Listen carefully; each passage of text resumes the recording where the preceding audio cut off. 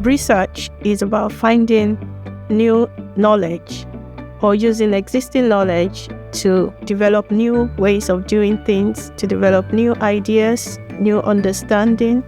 Ultimately, research is important in shaping the future. When we think about racial health inequalities, there are lots of different ways that represents in society. The research till date has been focused on a particular majority ethnic group, which is the white ethnic group. Several healthcare problems, such as non-communicable diseases like cancers, diabetes, obesity, all these healthcare problems requires consistent research in order to inform policies, which will lead to evidence-based solutions. Too often when we look at the evidence that helps us make a decision on why to fund a treatment or design a service, all of the ethnic communities are put together in this horrible BAME bundle.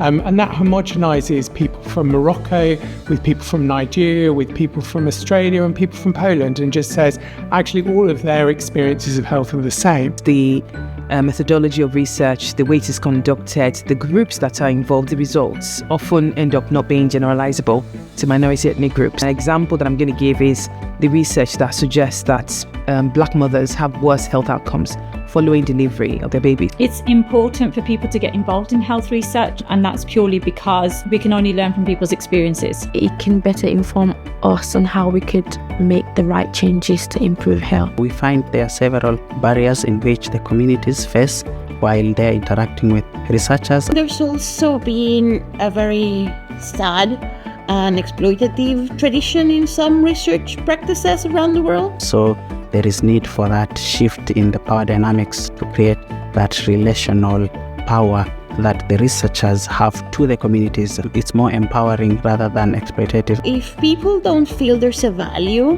to their communities or to themselves, then why would they participate? And why would they trust us as researchers as well? If people were involved in research from the early stages of research design, I think that individuals might want to take part more in research. If the researchers start coming into the community to see what the community is struggling with, and based on that formulate their research subject, that will allow them to build a relationship with the community. Getting involved in initial stages of the research, that is very important because it then feels that the research questions have been formulated by these communities, and it's more of working together rather than working for you. Researchers are asking very, very personal questions.